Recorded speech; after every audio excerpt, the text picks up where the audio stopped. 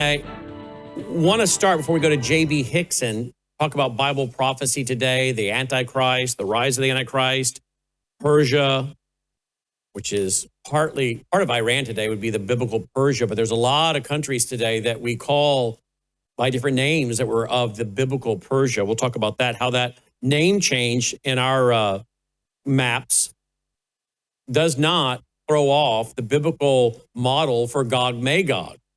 Let's say Iran ends up having the prince, the Shah's son, go back and they have a friendly relationship with Israel, which he does. He goes there every year. His father did. Will that throw a monkey wrench into the preparations for Gog Magog? No, because Iran is just one country that made up Persia. We'll give you a list. I'm sure J.B. Hixson knows off the top of his head as well, some of those nations that made up Persia that we know by different names in different nations today, many of them which are, of course, hostile to Israel. We'll talk about that and more. Of course, the protests are continuing in Iran, and now we've got several of the folks that are fighting for liberty and freedom there have been killed. But first, I have to bring the news, which most of you by now have heard. My friend of 33 years, I think that's 33 years. We became friends in 1993. Somebody do the math on that, would you guys? Is that 33 years? Michael Reagan passed away on January 4th. My friend Michael Reagan, who just texted me on Christmas Eve. He was on my broadcast on November 5th. And so it came as a shock. Yeah, it is 33 years. It came as a shock to all of us yesterday afternoon when we found out.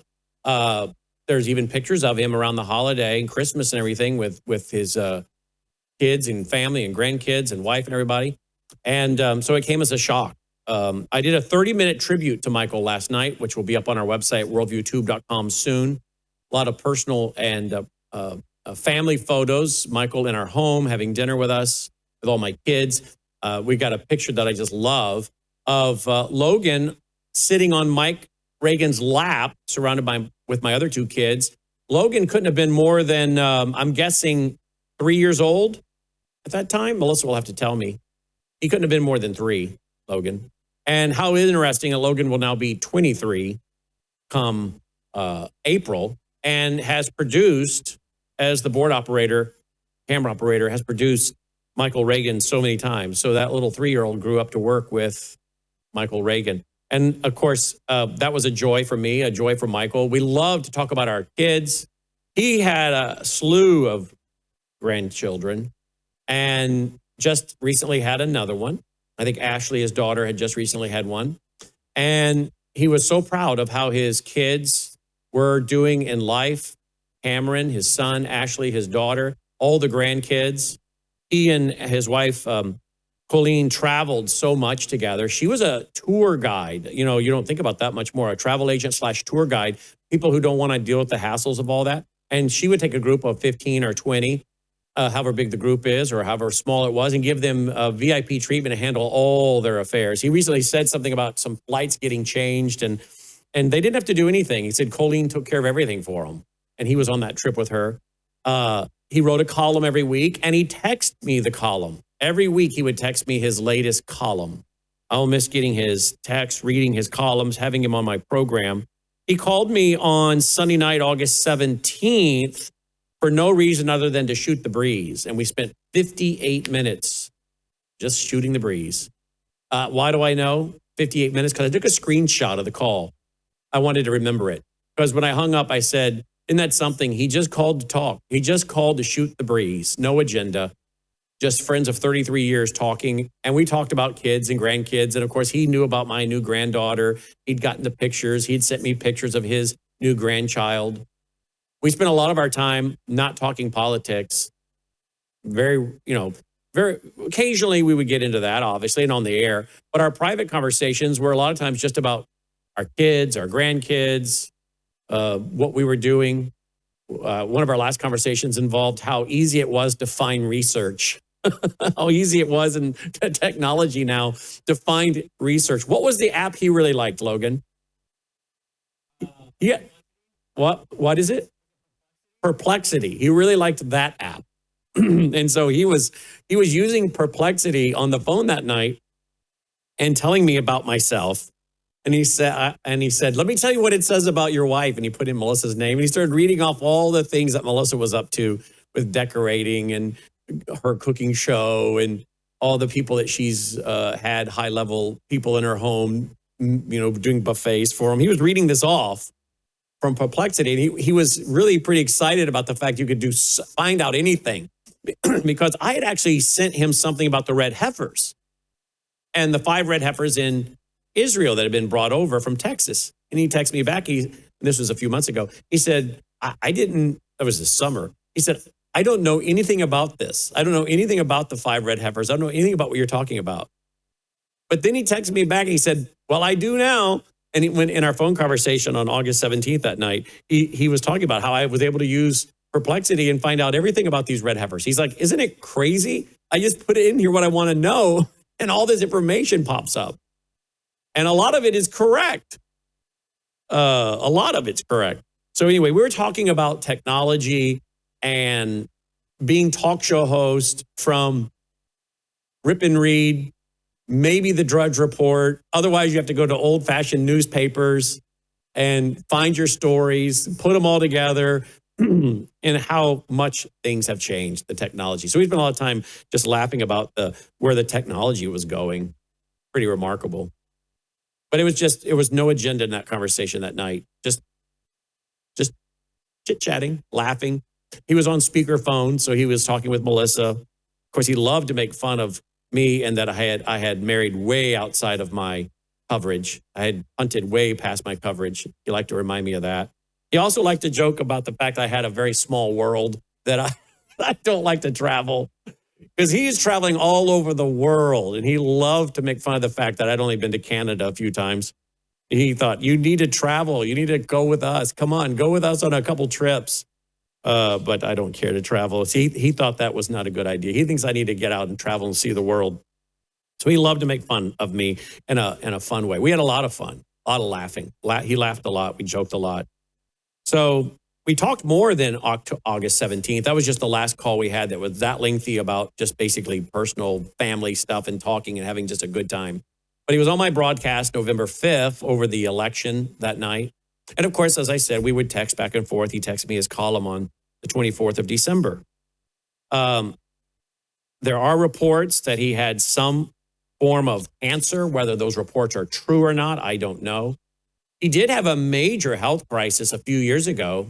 He was driving in his car, and he talked about it with me on one of the programs, and knew where he was, but couldn't read the street signs.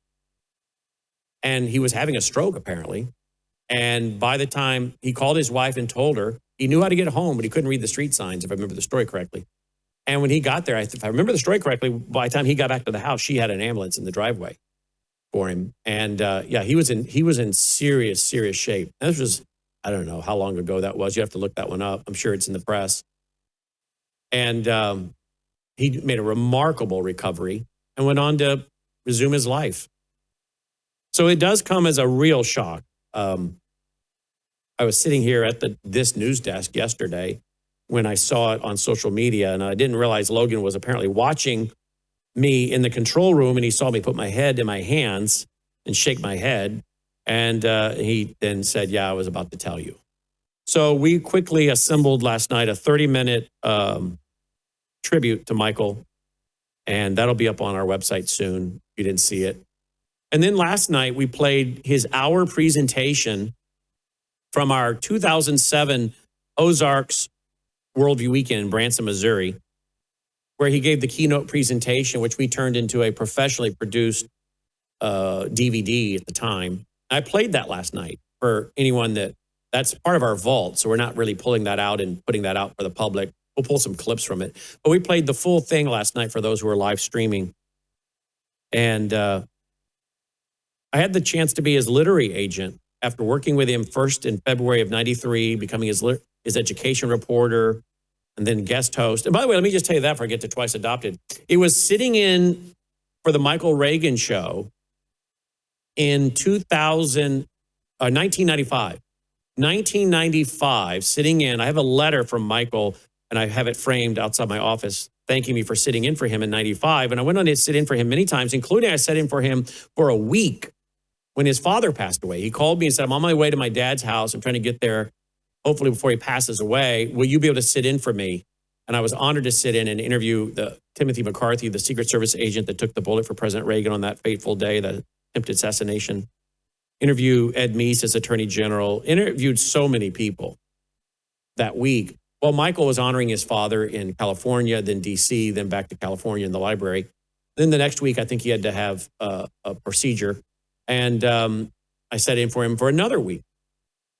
So I had the chance to do that many times. But one of the first time in 1995, I went into Chicago, plugged into affiliate, and someone by the name of Vic Eliason heard the program.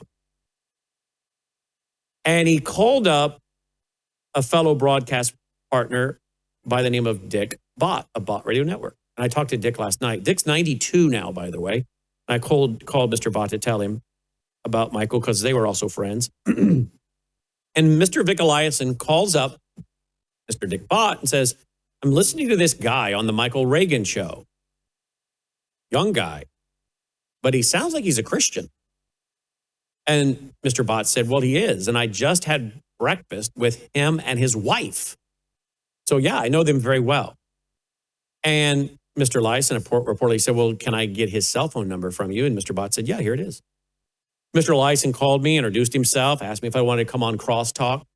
And that began the relationship with VCY America. And so, as I said last night, I'm going to say today, Michael Reagan, in many regards, mentored me. Taught me how to be a talk show host. So did Vic Eliason. He gave me all kinds of tips. So did Dick Bott. Isn't that interesting? Older guys who've been doing it for years, telling the younger guy, here's how to do it. And there are ways to host a show. And I'm not going to tell you all of our processes, but there's a right way and a wrong way to host radio and television. If you want to keep your audience, keep their attention, have a hook, get them to come back from the break. And I learned those kind of things from Dick Bott, Michael Reagan, Vic Eliason. Vic Eliason gave me a lot of pointers over the years that I still use to this very day. But it was that introduction by Michael Reagan to Vic Eliason that led to this relationship with VCY. And Michael wrote the forwards to my books, many of them. Made me his education reporter. He did a lot to advance my career. Michael Reagan did so much to lift me up and put me where I am today. And I would tell him that on the air. You guys would hear me say that if you listen to our interviews. So I want to tell you about Twice Adopted real quick, the book, and then we'll come back, go to J.B. Hixson. But I want to honor my friend, Michael Reagan. I want to tell you about Twice Adopted. That's a great story. Be right back.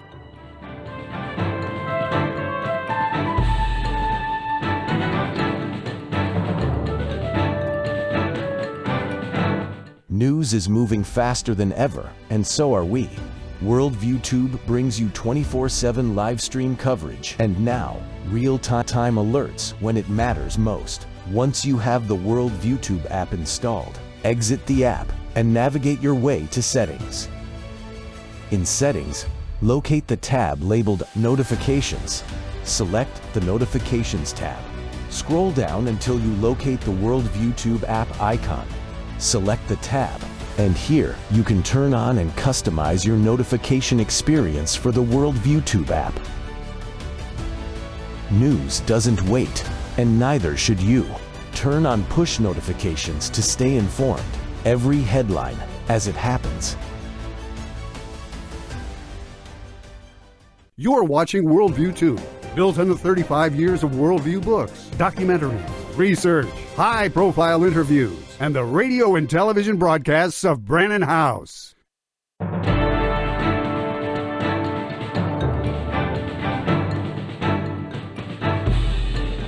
Welcome back. Glad you're with us. Worldview Radio, our website, worldviewradio.com. One quick story. Twice Adopted. Michael called me up and he said he'd written several books. He had written a book called On the Outside Looking In. He'd been offered a bunch of money to write a quote, tell-all book about his dad and family. And he said, no way. I'm not going to do that. No way. I don't care how much money you offer me. And he's talked about that in our interviews. And he let his mom and dad know, and Nancy know, because his mom was Jane Wyman, his dad, Ronald Reagan, adopted when he was about 3 days old. I think the process was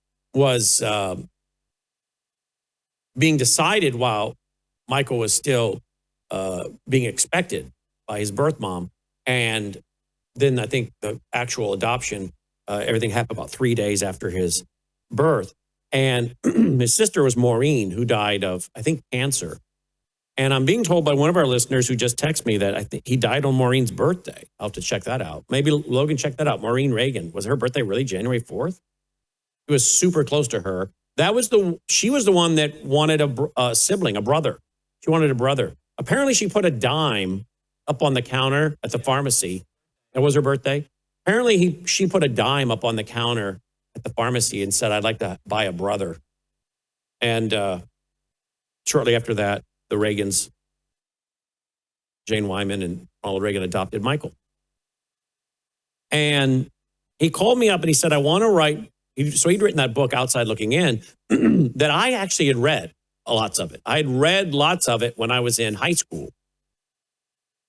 So it's kind of ironic that here I'm reading this guy's book and didn't know that years later we'd be working together and we'd be friends.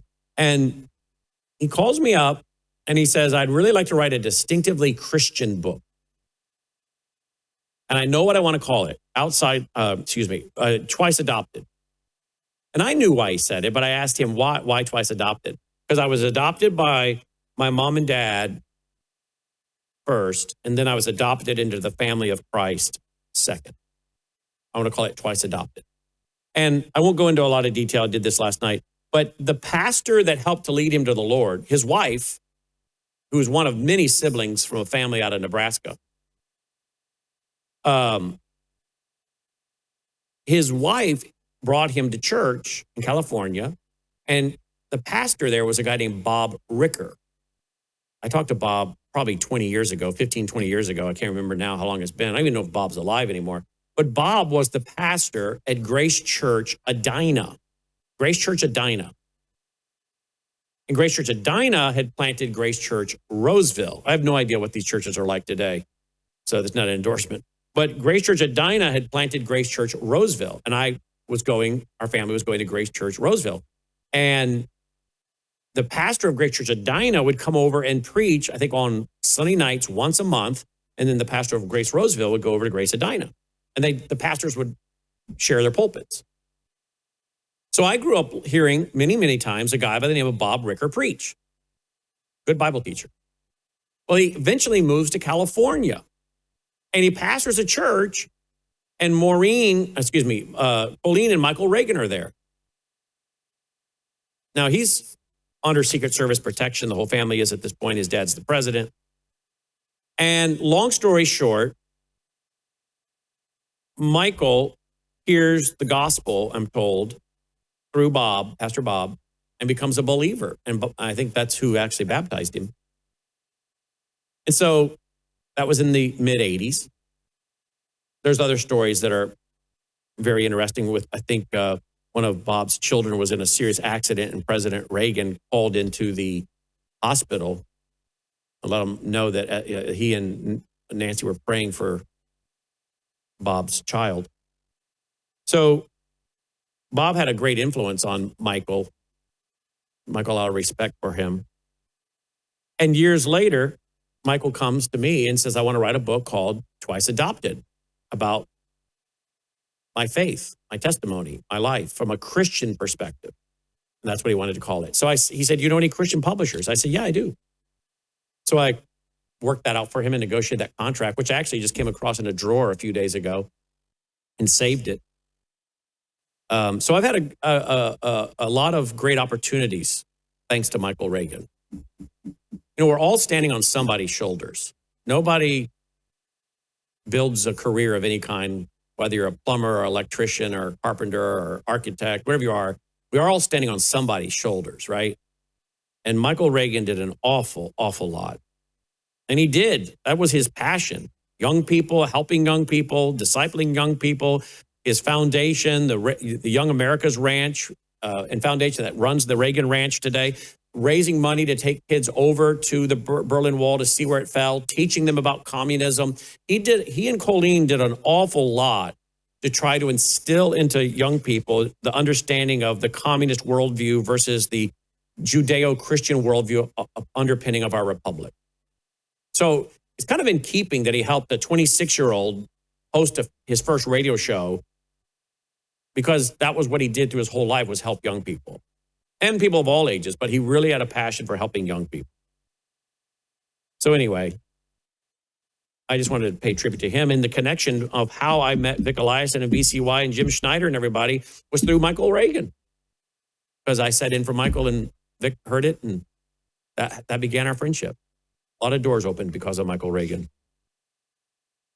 All right, we're going to go to J.B. Hixson. There's a lot of drama coming out of, and death coming out of Minneapolis right now. Many of you probably know an ICE officer has fired on a lady in a car that was coming at him. There's a lot of controversy. There's a lot of what appears to be, I'm told, profanity coming out of the mouth of the mayor of Minneapolis and others. I don't know, maybe that's where the Civil War will start, Minneapolis. Who knows? I hope not.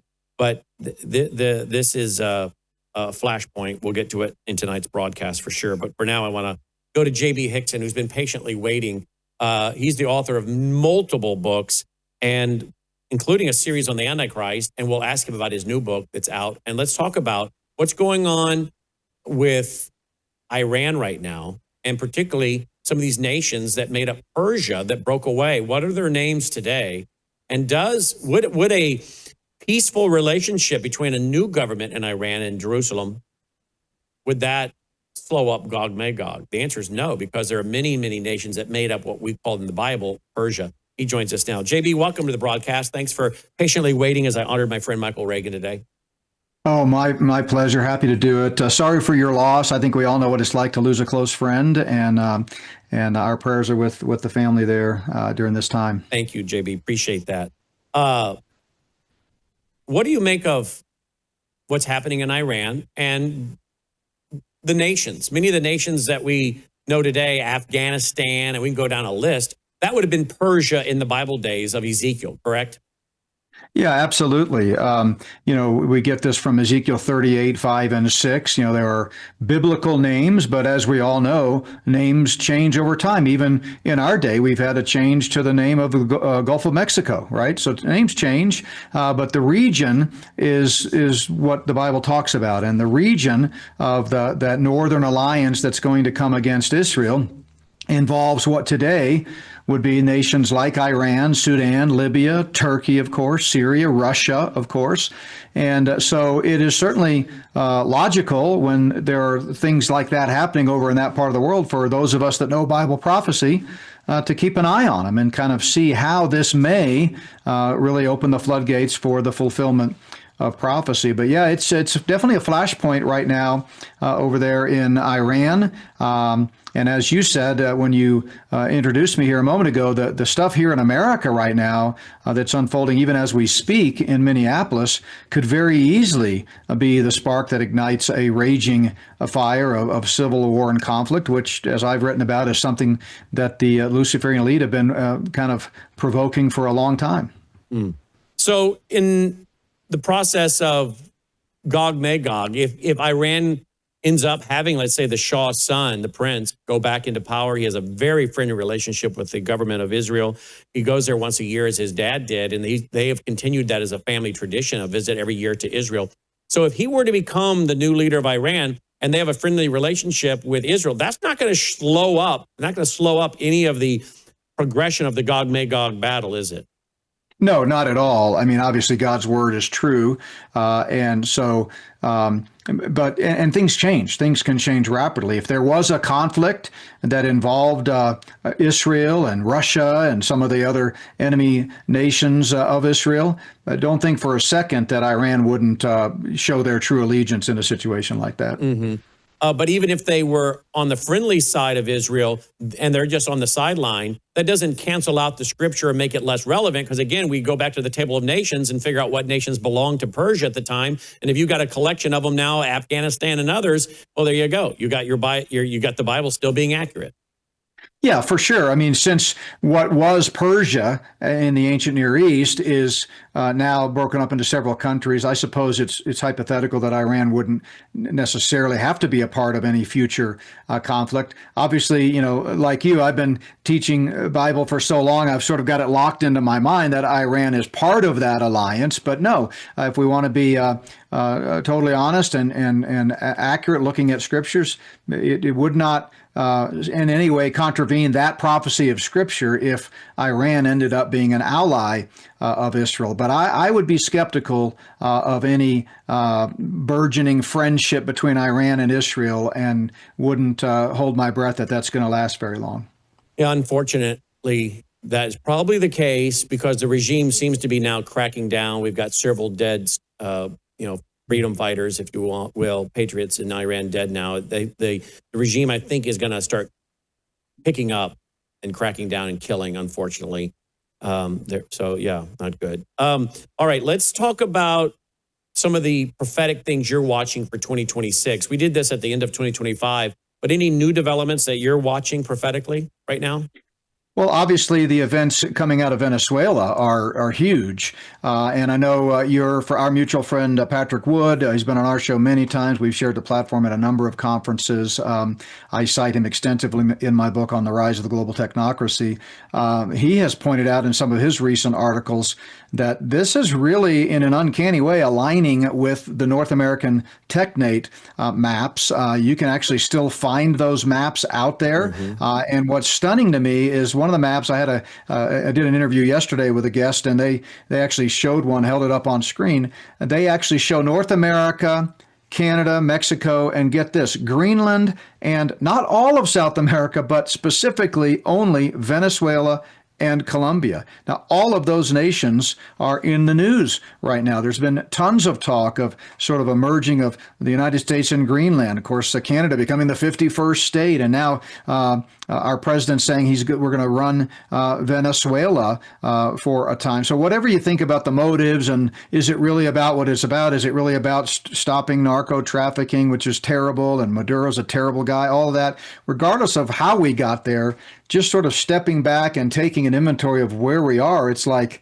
could this be the North American Technate sort of coming together before our very eyes? We know they've got to regionalize before they can globalize. That's long been a plan going back to the Club of Rome, which is sort of an alternate roadmap to that. One of the things that a lot of people forget is that the Luciferian conspiracy, which goes back to Psalm 2 and Satan conspiring with those angels to overthrow God and getting kicked out of heaven. Of course, now he's conspiring with human rulers and kings and leaders to try to take over the world. That is not monolithic. It's not like Satan can just bark orders and everybody jumps or says how high. I mean, it's a pretty sloppy, messy thing with competing agendas and betrayals and backstabbing. Hold right there. So, the computer's going to take it away. We'll let you pick it up on the other side. Don't go away, folks. We'll be right back. Go to worldviewtalk.com. Get your satellite phone like I have, because you know what? China is in on our power grid. That is a matter of proven fact. If you want to have communications with your loved ones, your family, your children, maybe your spouse travels, maybe you have a child away at college, you want communication should the grid go down. That's why you need a satellite phone, worldviewtalk.com. But look what else they have. They also have solar generators. I have one of their solar generators. I have the Delta Echo 400, a solar generator. So I can, of course, charge my satellite phone. I can run my coffee pot. I can run my whole house if I want to. All the details are there at worldviewtalk.com, or use that number, 1-866-738-3224. They have very friendly operators that will explain to you their products, but you can explain to them what it is you're desiring to acquire. How much electricity are you wanting to generate with this solar generator? Well, they'll tell you what size you need. worldviewtalk.com or 1-866-738-3224. Welcome back. Glad you're with us. Worldview Radio, website worldviewradio.com. Worldviewradio.com. And again, be sure to stay tuned for Crosstalk coming up at the top of the hour at 2 p.m. Central at vcy.org, vcy.org, with your host, Jim Schneider, on over 100 outlets nationwide. Let's go back to the Technate idea. We showed this screenshot, and I'll explain it for the radio audience. It's the Declaration of North America. Now, this was done back on January 10th, 2023 by Biden, Declaration of North America. And isn't it interesting? Republican, Democrat, the parade keeps going. It was George W. Bush, who I think really working with Vicente Fox, the president of Mexico, that really got us the idea of a North American Union really going. I think it was Heidi Cruz, Ted's wife, that was even involved in that during the Bush administration. And here's a tweet by President Trump on January 6th of 2025. Many people in Canada love being the 51st state. The United States can no longer suffer the massive trade deficits and subsidies that Canada needs to stay afloat. And there you go. It's a longer tweet, but he's been talking about Canada for a while, right? The 51st state. Don Jr. and my reps land in Greenland. The reception has been great. That was back on January 7th of 2025. So if you go and you look at the map, and of course, here he is talking about the Panama Canal. There's talk about taking Cuba. This is quite interesting because, again, this is the North American Technate, which we have seen maps of that really includes a huge chunk of North America running down into Cuba and Mexico and even past that. It seems to be that maybe Donald Trump is being used by God stepping back and allowing Trump to do what is in the mind of these people, Trump and many people, Republican, Democrat, to build that North American Union, something that I talk about in my book extensively in 2016, The Coming Religious Reich. 10 unions fitting with Daniel, fitting with Revelation. And then they're backed by, the 10 unions have their 10 representatives that seem to be the 10 assistants to Antichrist, which they use some kind of false global church, Revelation 17, verse 1, described as a harlot that sits on many waters, before you then see the image and the image change of a woman riding a beast, Babylon and the Antichrist system. What I find interesting is you've got Keir Starmer. Wasn't Keir Starmer one of the major bankers? Wasn't he a major banker that then became the prime minister of Great Britain? And I think there was somebody else as well that was a major banker that's now a leader. For a lot of years, the bankers will be in charge, but the bankers will be controlling the politicians. I'm wondering if we're going to see a transition where the bankers actually become the politicians that are then in charge. That's just speculation. But it seems as though your North American Union, your, of course, European Union, all of it is still lining up. And Donald Trump seems to be talking about some of the nations that make up that original plan from the 1930s that Elon Musk's grandfather was involved in. Yeah, for sure. People forget that. But yeah, his grandfather was a key leader in the Canadian technocracy branch. But that map is a pretty powerful, picture there, because these are the nations that we're talking about now. Greenland. I mean, people are speculating, is Greenland going to be more, pliable to some type of takeover now that they've seen what the U.S. military can do to a nation, just come in and take it over. So again, this is part of Satan's plan. Let's step back and look at the big picture theologically and biblically. We know that we're headed towards a one world system. 100% that's what's going to happen. It will be led for 7 years by the Antichrist and the false prophet in the beast system that you just referenced. Ultimately, it will be led by the King of Kings and Lord of Lords, Jesus Christ, the Prince of Peace, who comes back and takes the throne and rules for 1,000 years. And that's the biblical end of the story. That's how the Bible comes full circle back to a pre-fall Edenic state. But a lot has to happen prophetically before we get there. And like never before, we're seeing the pieces being put into place. In the last 100 years, going back to the 30s, with the rise of the technocracy that was born out of World War I and the Depression, and they said we got to get all these brilliant technology minds together. They're the ones that should be running the world. They're the smart ones, and let's let's install a techno monarch and regionalize things. And that's the only way we're going to be able to prevent future wars and get the economy back on track.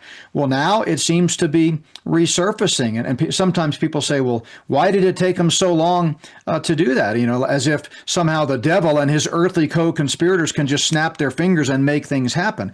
Well, let's never forget, God is the ultimate arbiter of the timetable. This is his plan. And yes, this is the devil's playground. Yes, Satan is the god of this age. The whole world is under the sway of the wicked one, John tells us. But they're working their plan. And prior to the rise of the Antichrist and the confirmation of the treaty in Daniel 9:27, we're going to see these pieces in place, and that the technocracy is a means to an end. It's easier to globalize everything it's easier to get, say 10 regions to come together under one global leader than it is, say, 250 nations, right?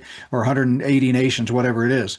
So I think this is an exciting time to see things coming together.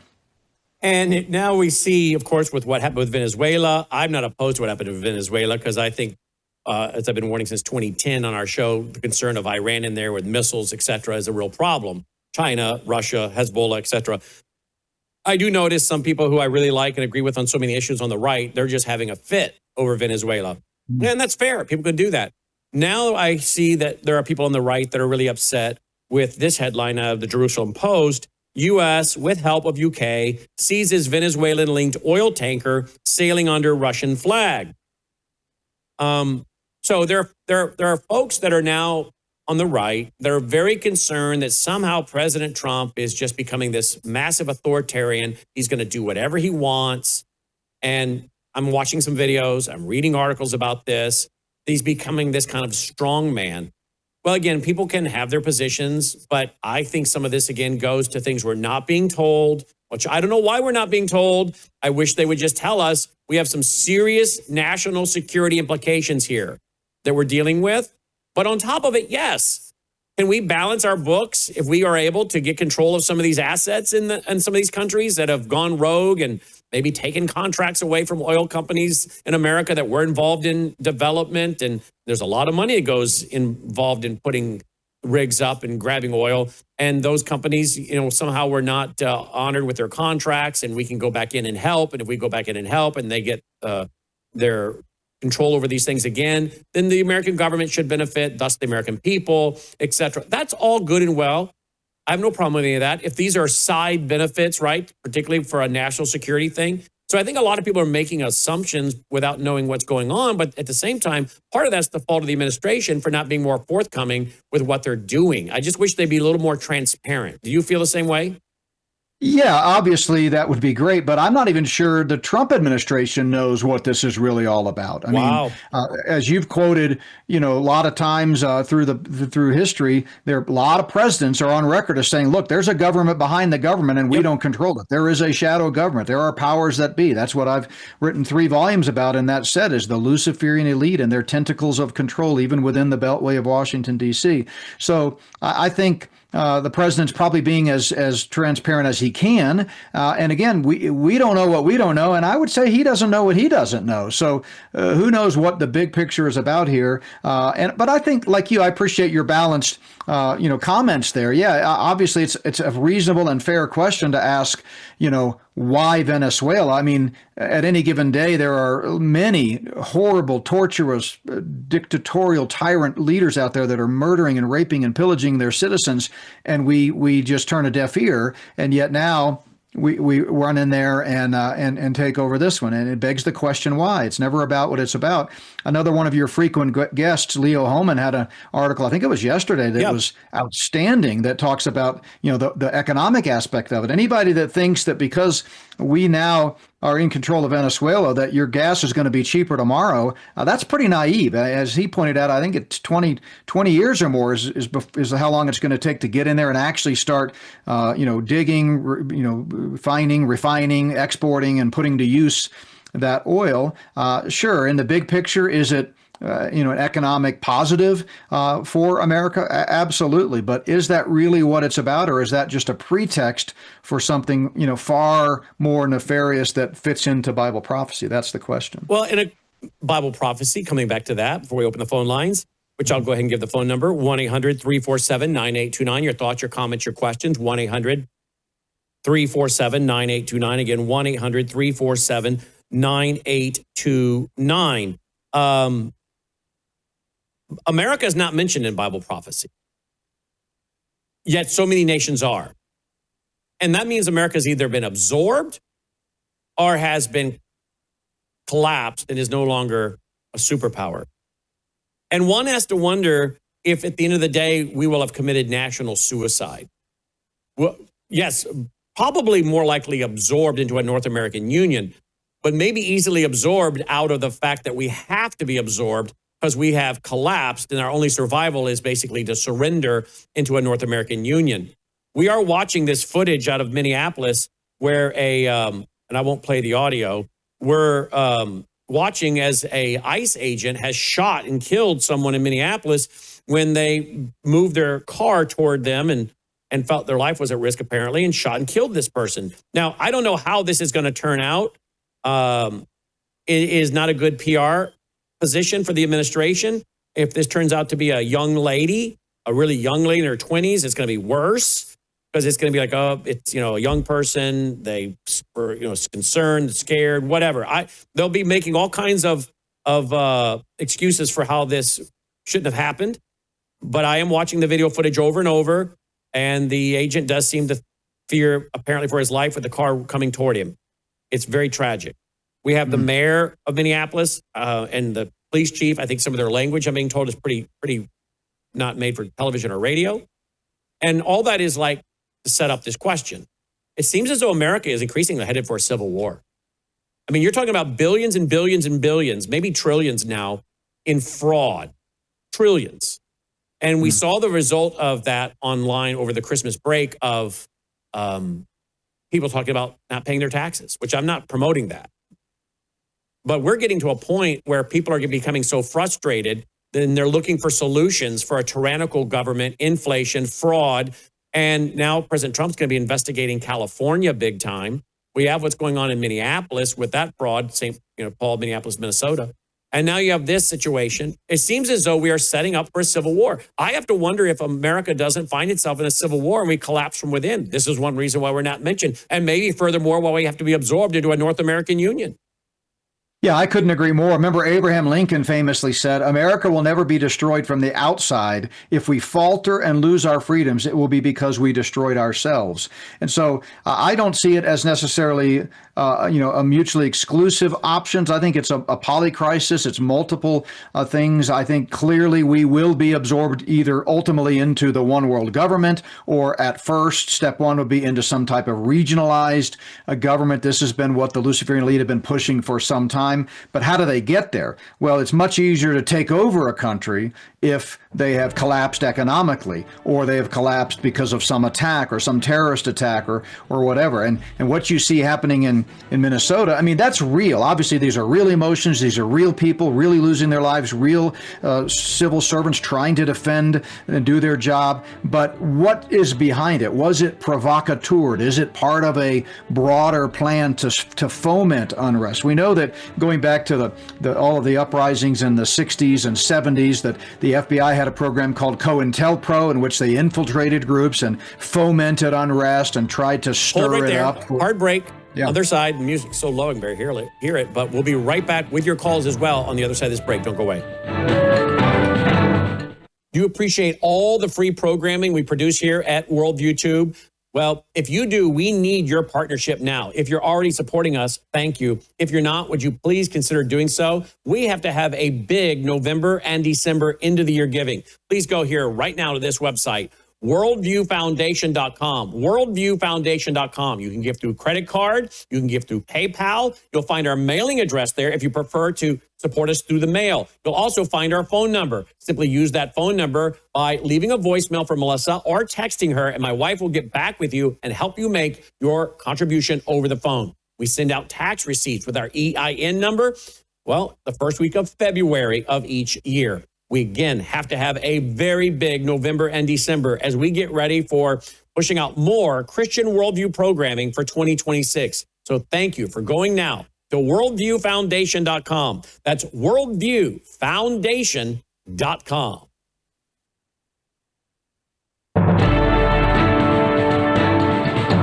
All right, welcome back. 1-800-347-9829. Your thoughts, your comments, your questions on anything we've discussed. The phone lines are open, and you can go anywhere we've gone today. 1-800-347-9829. 1-800-347-9829. Let's let you finish your comment and then go right away to the phone lines. Go ahead, JB, and also mention where people can find your latest book, please. Yeah, you bet. So the latest book is The Great Last Days Apostasy, How the American Church is Falling Away. I think it's the forgotten sign of the times, is that the closer we get to the Lord's return, ironically, the further the church gets from him. So I outline a number of ways in which the church is absolutely falling away. Folks can learn more at thegreatlastsdaysapostasy.org, and you can read the preface and the table of contents. And of course, you can stay in touch with our ministry through notbyworks.org, as you see on the screen there. But yeah, just to close my thoughts on that, close the loop on that. I think it's absolutely the case that America does not find itself involved in Bible prophecy. The Lord clearly described a number of nations, as we've already talked about, geographically, that are a part of his end times plan. He could have very easily included America in that, the region from where what we now call America. He didn't. And so there's no sense in, looking for hidden code language and sort of trying to look for that goosebump spiritualized meaning of the text and figure out, oh, here's America here and here's America there. If he wanted it there, it would be there. It doesn't appear that we are. So therefore, what happens? Well, I think it's going to be some kind of a polycrisis that really brings America to its knees, as guys like Brzezinski and Rockefeller and others have talked about for years.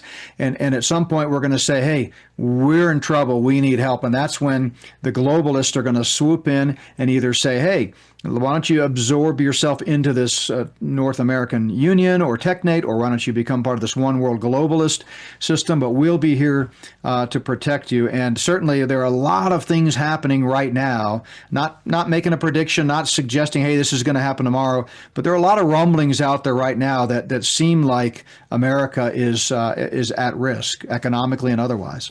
Indeed. Let's go right back to the phone lines real quick. Let's start out with Delaware. John, line 1, Delaware. Hi, John.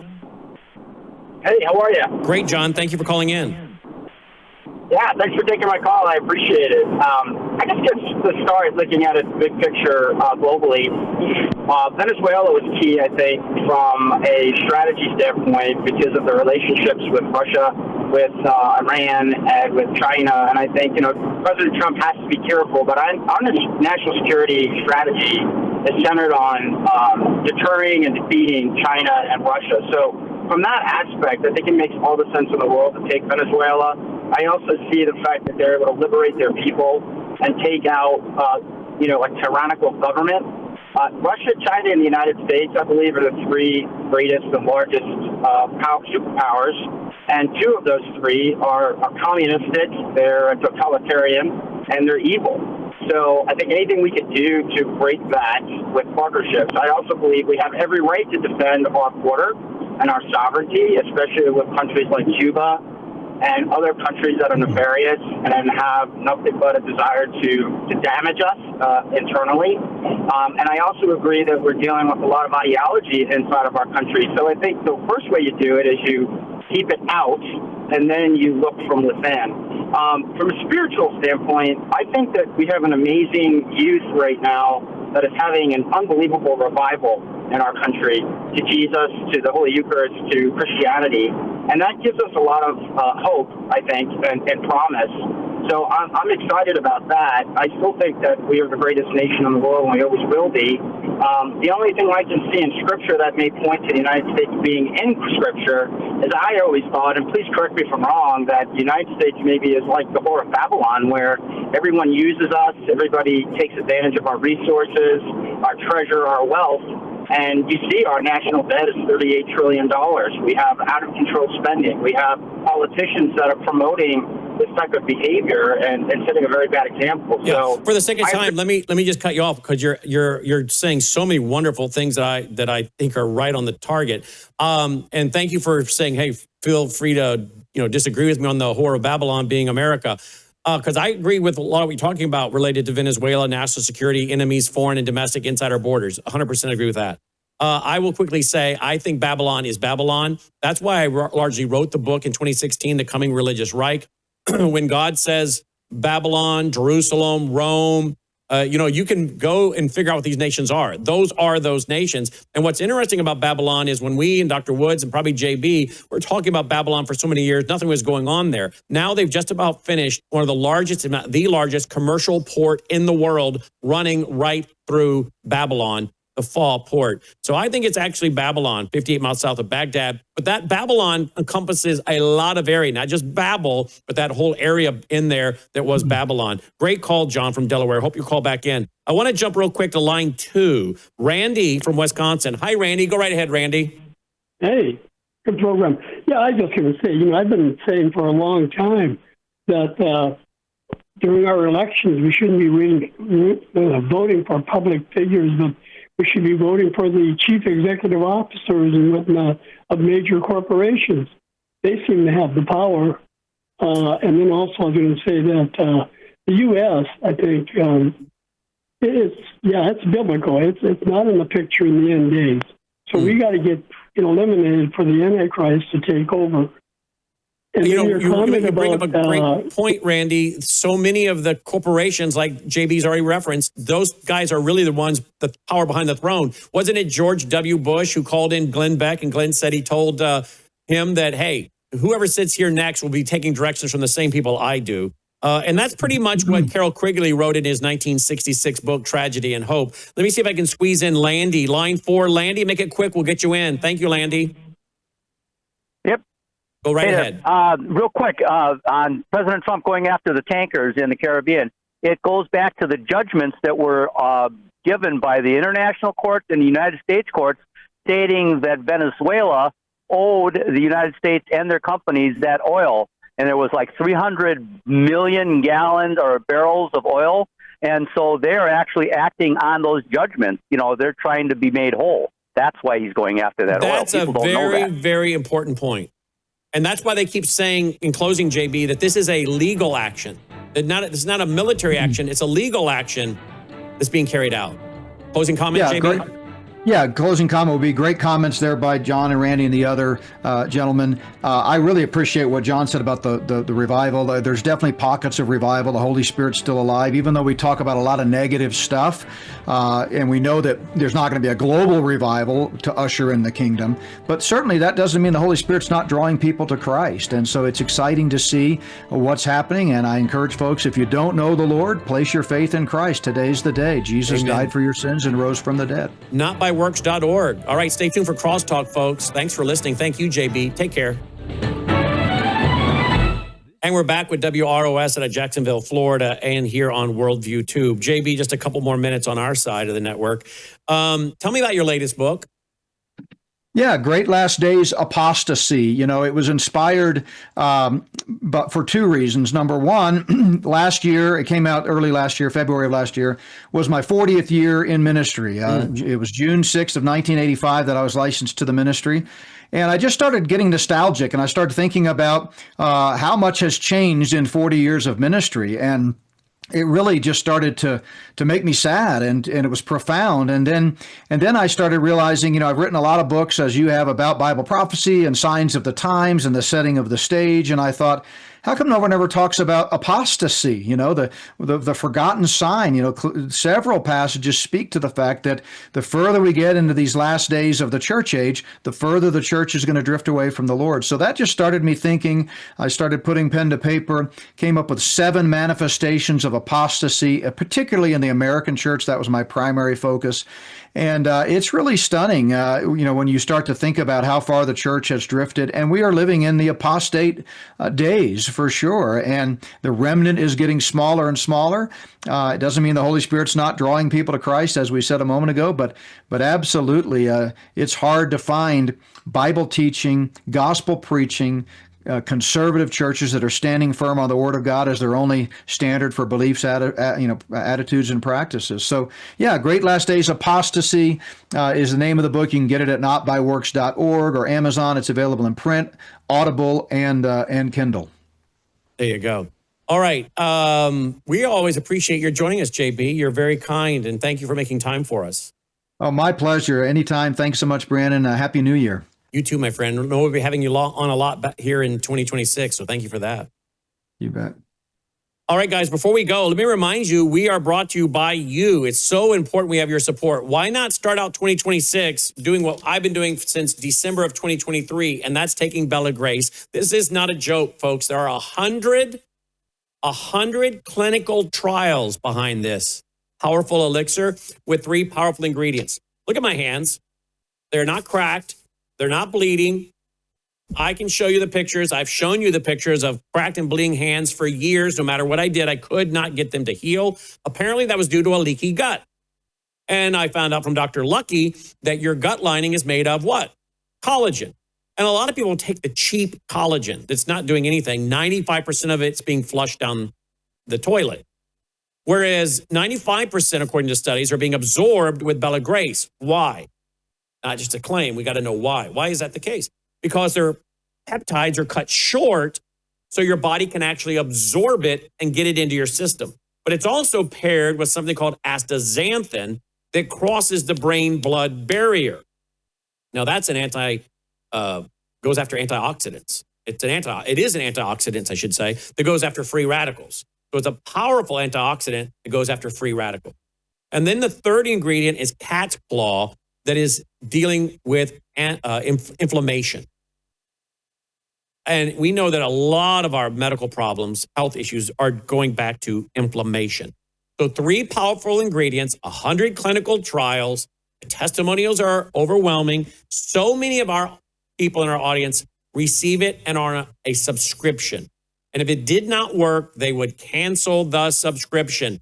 But many of you now, through our audience, like me, have been taking this since late 2023, early 2024 for some of you, and you're still receiving it. So I started taking it December of 2023. And it shows up every month. We don't have to worry about it. It's on a subscription, and we save that way.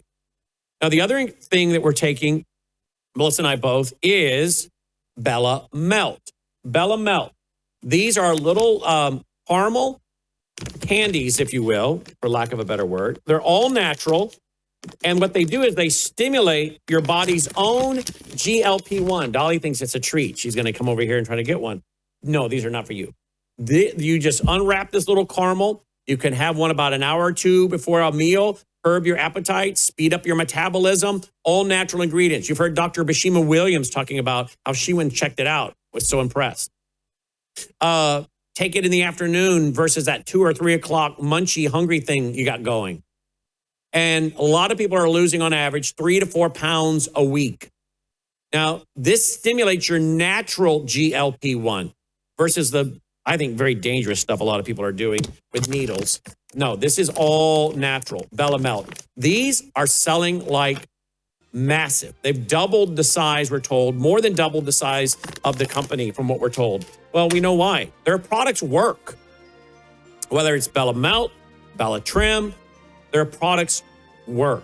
And that's why we take them. That's why we keep taking them. That's why we use them and endorse them to you. So there you go. All right. So please check it all out at melissahousebg.com. It's a great way to support, we think, your health, but us, because they do pay us.